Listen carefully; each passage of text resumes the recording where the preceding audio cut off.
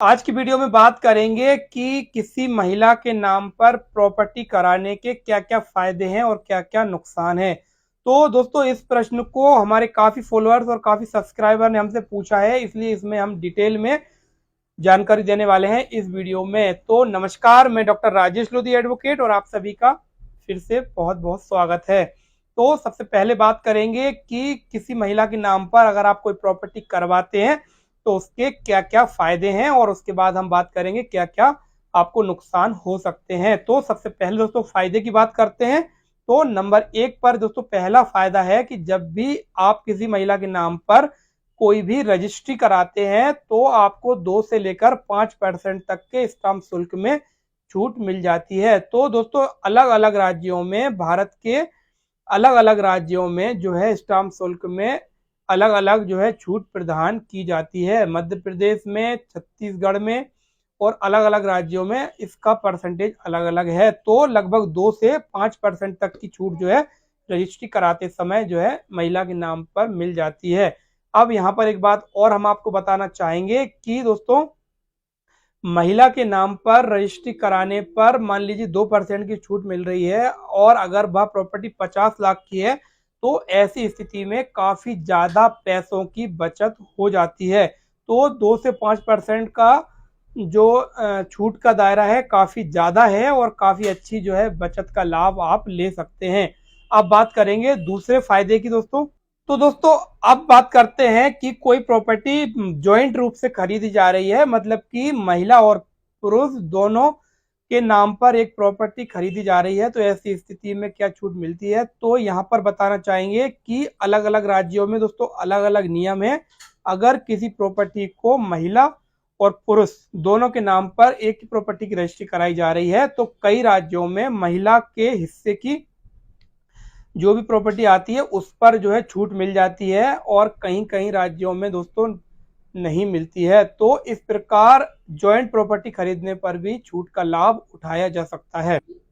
अब बात करेंगे अगले फायदे की। तो दोस्तों जब भी कोई महिला और पुरुष के नाम पर कोई जॉइंट प्रॉपर्टी खरीदी गई है और ऐसी स्थिति में दोनों लोग कमाते हैं, वह महिला भी पैसे कमाती है और पुरुष भी कमाता है, तो लोन लेने में दोस्तों आसानी मिल हो जाती है और जो है महिला के नाम पर लोन में कई बैंकें जो है दोस्तों छूट देती हैं, मतलब कि लोन के जो ऋण होता है, जो ब्याज होता है, इंटरेस्ट, उस पर भी काफ़ी अच्छा डिस्काउंट महिला के नाम पर जो है देखने को मिलता है। जैसे कि एसबीआई है, एचडीएफसी बैंक है, ऐसी अन्य कई बैंक हैं जो कि महिला के नाम पर होम लोन लेने पर डिस्काउंट देती हैं।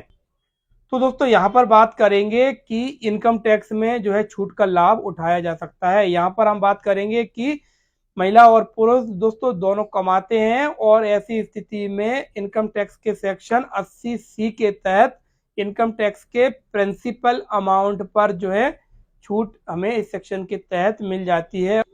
और दोस्तों इसके अलावा इनकम टैक्स के सेक्शन 24B के तहत जो है इंट्रेंस में भी छूट मिल जाती है।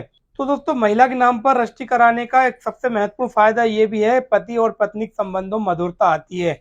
मतलब कि पति और पत्नी के संबंध मधुर होते हैं और पत्नी को जो है पति के प्रति एक विश्वास जगता है कि मेरा पति जो है मेरी फिक्र करता है, मेरी केयर करता है। इस प्रकार अगर कोई संपत्ति आप पत्नी के नाम करवा रहे हैं तो दोस्तों उसका फायदा ये मिलेगा कि आपके जो है संबंध मधुर होंगे, आपके परिवार में लड़ाई झगड़ा नहीं होगा, विवाद नहीं होगा। तो इस प्रकार हमने आपको बताया कि वे कौन कौन से फायदे हैं जिनका कि अगर आप किसी महिला के नाम पर रजिस्ट्री कराते हैं तो आपको ये फायदे जो है होंगे। अब हम बात करते हैं कि महिला के नाम पर रजिस्ट्री कराने के कुछ नुकसान भी हैं, तो उसके बारे में भी हम बात कर लेते हैं।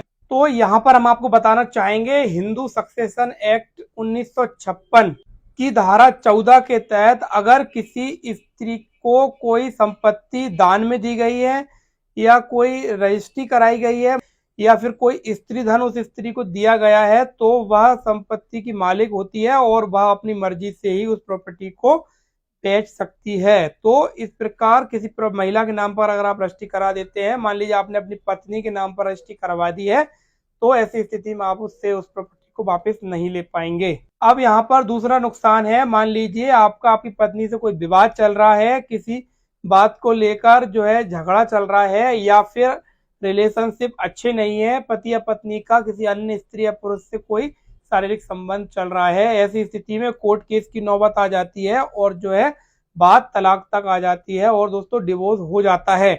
तो यहाँ पर बताना चाहेंगे कि जो भी संपत्ति पत्नी के नाम पर है वह उसी के नाम पर रहेगी, आप उससे जो है ले नहीं सकते हैं। अब तीसरा नुकसान है, मान लीजिए आपने अपनी पत्नी के साथ में जॉइंट में कोई प्रॉपर्टी खरीदी, उसकी रजिस्ट्री कराई है और ऐसी स्थिति में आपका झगड़ा हो जाता है और कोर्ट केस की नौबत आ जाती है और दोस्तों डिवोर्स हो जाता है, तो जो पत्नी का हिस्सा है उसकी मर्जी के बिना आप उस प्रॉपर्टी को नहीं बेच पाएंगे। तो इस प्रकार दोस्तों बहुत सारे नुकसान भी हैं और बहुत सारे फायदे भी हैं। तो हमने इस वीडियो में आपको डिटेल में बताया है कि पति और पत्नी का जो है कोई भी प्रॉपर्टी अगर आप परचेज करते हैं तो महिला के नाम पर रजिस्ट्री कराने पर क्या फायदे आपको मिलेंगे और क्या क्या नुकसान आपको हो सकते हैं। जानकारी अच्छी लगी तो वीडियो को लाइक करें और हमें फॉलो और सब्सक्राइब जरूर करें ऐसे ही कानूनी जानकारी भरपूर वीडियोस को देखने के लिए।